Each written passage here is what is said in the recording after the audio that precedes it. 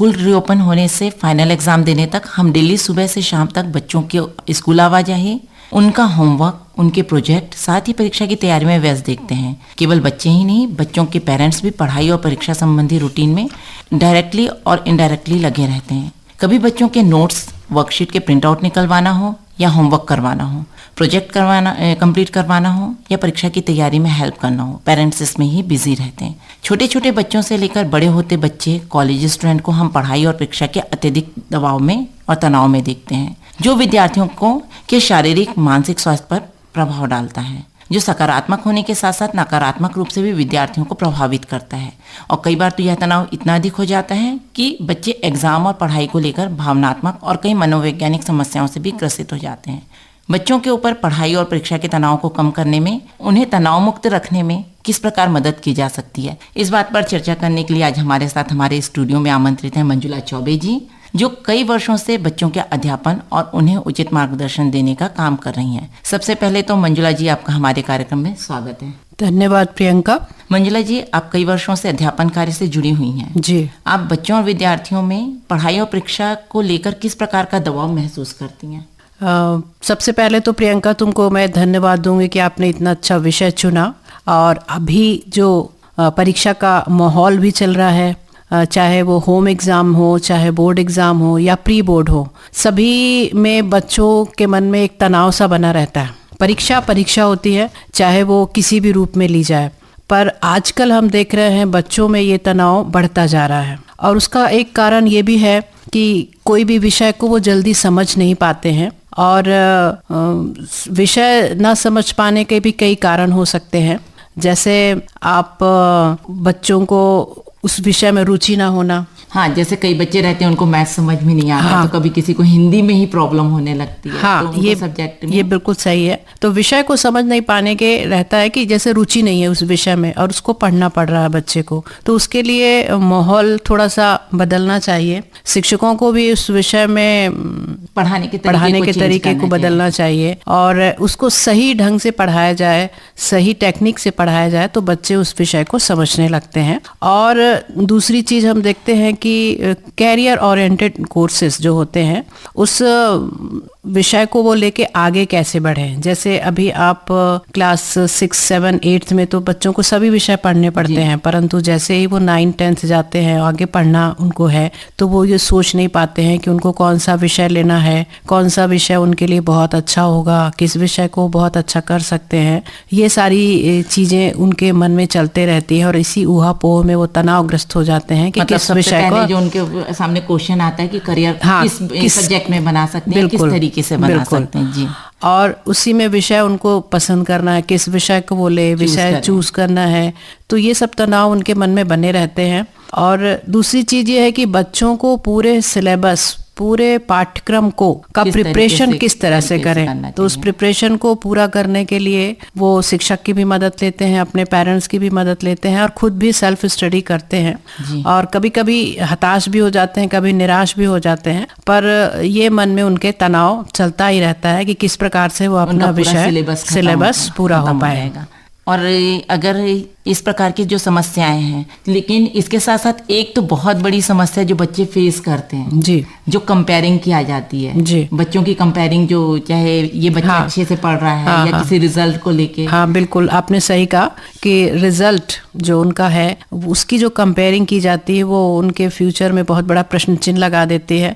बच्चे अपने रिजल्ट को लेके बहुत आशंकित रहते हैं कि उन्हें किस प्रकार के नंबर मिलेंगे, कैसा रहेगा उसका रिजल्ट, और फिर उनकी तुलना की जाती है बाकी बच्चों के साथ में, और बाकी बच्चों के साथ कभी कभी बहन भाई में भी तुलना हो जाती है, बहन बहन में तुलना हो जाती है, या बड़ी बहन बहुत अच्छा पढ़ती है, या छोटी बहन, या बड़ा भाई, या छोटा भाई, जो भी है, तो या पड़ोस में रहने वाला बच्चा, तो उसका रिजल्ट अगर बहुत अच्छा आ जाता है और खुद के बच्चे का रिजल्ट अच्छा नहीं आता है, तो ये लगातार कंपेयरिंग चलती रहती है और पेरेंट्स इस बात को समझ नहीं पाते हैं और लगातार इसको बोलते रहते हैं, तो बच्चा बहुत तनाव में हो जाता है कि कैसे वो अपना रिजल्ट अच्छा करे, तो हाँ कैसे प्रूव करे अपने आप को, तो इस तनाव में बच्चे जूझते रहते हैं। तो बच्चों को इस प्रकार के तनाव को कम करने के लिए पेरेंट्स और टीचर्स किस प्रकार हेल्प कर सकते हैं? सबसे पहले तो मैं यही कहूँगी कि तुलना ना करें। जी, पहली बात तो कि बच्चों की क्षमता को देखते हुए वो तुलना करें कि मेरा बच्चा किस चीज़ में अच्छा है। कभी कभी आपका सोचना गलत हो सकता है। कोई बच्चा पढ़ने में बहुत होशियार होता है, कोई बच्चा ड्राइंग करने में बहुत होशियार होता है, कोई खेलकूद में बहुत होशियार होता है, पढ़ाई में नहीं होता है। तो हमें तुलना नहीं करनी चाहिए। अगर हमें उसकी क्षमता को देखते हुए उनके साथ व्यवहार रखना चाहिए कि वो बच्चा किस क्षेत्र में जाना चाहता है, उस क्षेत्र को चुनकर ही उसको आगे बढ़ाने में करियर के लिए हाँ उसको जी तैयार करना चाहिए। जी, और पर्याप्त समय देना चाहिए पेरेंट्स को अपने बच्चों के लिए। कई बार हम देखते हैं कि माता पिता दोनों वर्किंग होते हैं, पिता भी जॉब में है और माता भी जॉब में है।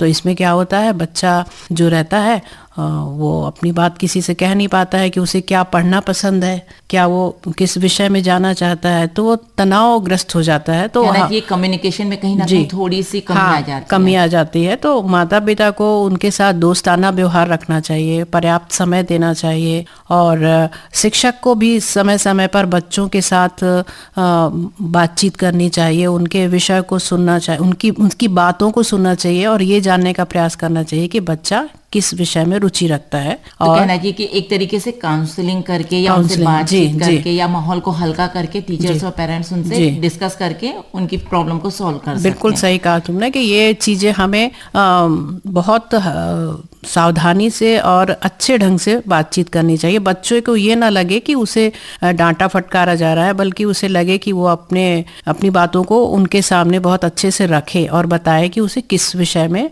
पढ़ना अच्छा लगता है, किस क्षेत्र में वो जाना चाहता है। तो काफी कुछ तनाव हम यहाँ पर कम कर सकते हैं। जी, तो जैसे परीक्षा के समय बच्चे किस किस प्रकार का तनाव या समस्या का सामना करना पड़ता है बच्चों को?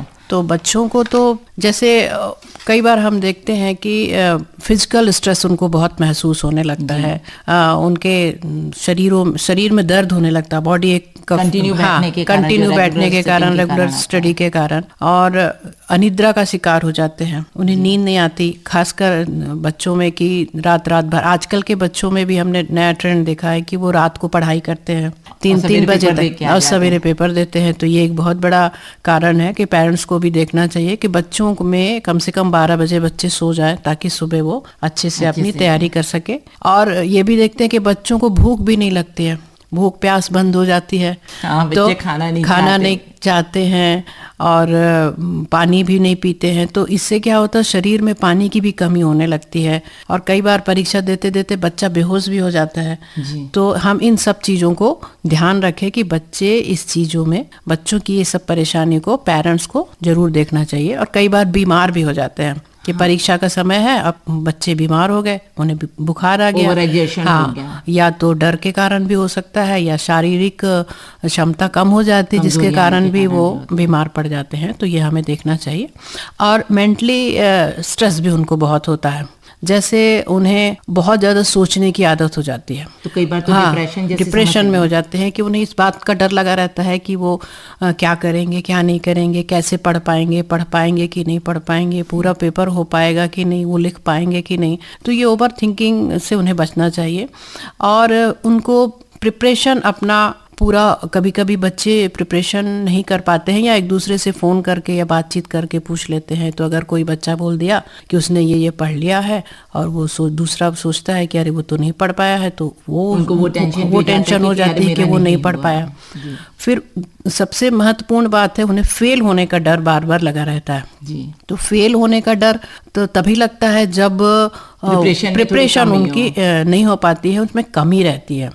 पेपर बिगड़ने का डर बना रहता है कि उसने पूरा पढ़ नहीं पाए हैं, पता नहीं वो पेपर कर पाएंगे कि नहीं। पढ़ नहीं पाने वाला जो है, लेकिन कई बार बच्चे पूरी प्रिपरेशन के बाद भी इस डर से में रहते हैं कि कहीं पेपर में जो आया या क्वेश्चन घुमा के दिया तो क्या वो समझ पाएंगे, या तो फिर बना पाएंगे कि नहीं। तो पेपर बिगड़ने का डर भी उनको बराबर बना रहता है। और उसके बाद रिजल्ट ना आने पर पेरेंट्स उनके साथ कैसा, अच्छा रिजल्ट नहीं आएगा तो पेरेंट्स उनके साथ कैसा व्यवहार करेंगे, या परिवार के लोग उनके साथ कैसा व्यवहार करेंगे, या अड़ोसी पड़ोसी उनके साथ कैसा व्यवहार करेंगे। हाँ, तो उन्हें असल उन्हें इस बात का डर लगा रहता है कि रिजल्ट अच्छा नहीं आया तो वो कैसे दूसरों के सामने जाएंगे, कैसे वो दूसरों से बातचीत कर पाएंगे। तो ये मेंटली प्रेशर उनके अंदर बना रहता है। तो बच्चों को परीक्षा की तैयारी करने में हमें किन किन बातों का ध्यान रखना चाहिए, कराने में जो? हाँ, बच्चों को परीक्षा की तैयारी कराने में हमें कई बातों का ध्यान रखना चाहिए। तो सबसे पहले तो हम उनको मानसिक रूप से, मेंटली रूप से बहुत अच्छे से समझें, हाँ, रिलैक्स करें, उनके साथ दोस्ताना व्यवहार रखें, उनसे बार बार पूछते रहें कि तुम्हें क्या पढ़ना अच्छा लगता है, या उनका जो पिछला रिजल्ट है उसे बार बार भी चेक करते रहें, देखते रहें कि तुमने हाफ ईयरली में और त्रैमासिक परीक्षा में कितने अंक पाए हैं, ताकि पेरेंट्स इस बात को लेके बहुत ज़्यादा परेशान होते हैं जब बोर्ड एग्ज़ाम होता है और उसके पहले वो ध्यान नहीं देते हैं। तो मैं विशेष रूप से अभिभावकों को, पेरेंट्स को ये कहना चाहूँगी कि बच्चों की परीक्षा की तैयारी केवल एक दिन में नहीं होती है, ना ही 10 दिन में होती है। बच्चे लगातार साल भर पढ़ते रहते हैं, उसके बाद ही वो अच्छा रिजल्ट देते हैं।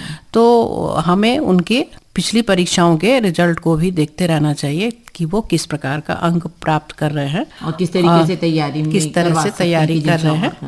तो हमें लगातार इस चीज़ को देखते रहना चाहिए और उन्हें इस बात का भी एहसास कराना चाहिए कि वो हमें अपने घर के माहौल को बहुत अच्छा बना के रखना चाहिए, ताकि बच्चा एक अच्छे माहौल में पढ़ पाए और खासकर अपनी बातों को डिस्कस कर सके। जी, अपनी बातों को भी वो अपने पेरेंट्स को बता पाए। तो घर का माहौल बहुत अच्छा रहे ताकि बच्चा अच्छे माहौल में पढ़ पाए। और अड़ोसी पड़ोसी के साथ भी अच्छे संबंध हमें रखना चाहिए और हमें ये भी देखना चाहिए कि उसके मित्रों, उसकी संगत किस प्रकार की है। जी हाँ, ये बात भी बहुत ध्यान में रखने की चीज़ है कि बच्चा पढ़ पा रहा है, नहीं पढ़ पा रहा है, तो हमें ये भी ध्यान दें कि उसके मित्र किस प्रकार के हैं। क्या वो पढ़ने वाले मित्र हैं या फिर घूमने फिरने वाले मित्र हैं। तो संगत का बहुत असर पड़ता है, हमें इस बात को भी देखना चाहिए। और हमें फेलियर का महत्व भी बताना चाहिए कि यदि आप फेल हो गए हैं तो कैसे हम उसको जीत में बदल सकें। तो मंजुला जी, एक चीज बताइएगा कि कई बार कुछ बच्चे होते हैं कि तैयारी के बाद भी या किसी कारण से असफल हो गए हैं, तो ऐसे में हम उनका कैसे मेंटल सपोर्ट कर सकते हैं? हाँ, ये बात बहुत अच्छा आपने कहा कि बच्चे अगर फेल हो गए हैं तो आजकल कई चीज़ ऐसी होती हैं, बच्चा नहीं समझ पाया, बच्चा फेल हो गया, तो उसको सबसे ज़्यादा डर इस बात का रहता है कि उसके पेरेंट्स क्या बोलेंगे, आसपास का माहौल कैसा रहेगा, कैसे वो लोगों के साथ उठ बैठ सकेगा, उनको फेस कैसे कर पाएगा। तो फेलियर के महत्व को समझाना चाहिए और बताना चाहिए कि केवल जीतना ही महत्वपूर्ण नहीं है, हमें उसका दोबारा सामना करना चाहिए। कई बार फिर उसको अपन सक्सेस में बदल सकते हैं। कई बार हम देखते हैं कि पेरेंट्स जो होते हैं वो खेलते हैं उनके साथ और खेल खेल में वो बच्चों के साथ हार जाते हैं, तो बच्चा पहले से ही सोचने लगता है कि वो तो जीत गया। तो ये भावना उसके मन में शुरू से बन जाती है बचपन से कि उससे जीतना ही है। पर कई बार हमें उन्हें हार का भी सामना कराना चाहिए, उन्हें हारने का मौका भी देना चाहिए ताकि वो महसूस कर सके कि हार भी होती है और असफलता के बाद भी सफलता मिलती है। और कई बार हम देखते हैं कि जो बच्चा असफल हो जाता है वो आगे चल के बहुत अच्छी पोजीशन में भी पहुंच जाता है। एक बार फेल होने का ये मतलब नहीं है कि जिंदगी खत्म हो गई है, जिंदगी शुरू होती है। तो हमें गिरकर आगे बढ़ना ही हमें गिरकर सिखाता है कि हमें आगे बढ़ना चाहिए। तो आप हमारे श्रोताओं को क्या संदेश देना चाहेंगे? मैं संदेश यही देना चाहूँगी कि बच्चों के साथ वो ज़्यादा से ज़्यादा समय बिताएं, उनके साथ खेलें, उनकी बातों को सुने, उनके साथ दोस्ताना व्यवहार रखें, बच्चों को डराए नहीं और उनको उनकी रुचि के अनुसार ही फ्यूचर में भविष्य में हाँ। और ये भी कहना चाहूँगी कि परीक्षाएं ही सब कुछ नहीं होती हैं। आपकी योग्यता और भविष्य की सफलता एक परीक्षा के ग्रेड में निर्धारित नहीं होती है। सकारात्मक सोच आपको अपनी सीमा रेखा से कहीं आगे ले जा सकती है। जी बिल्कुल मंजुला जी। तो मंजुला जी, आप हमारे स्टूडियो में आई जी और हमारे श्रोताओं को इतनी अच्छी जानकारी दी, उसके लिए आपका बहुत बहुत धन्यवाद। धन्यवाद प्रियंका।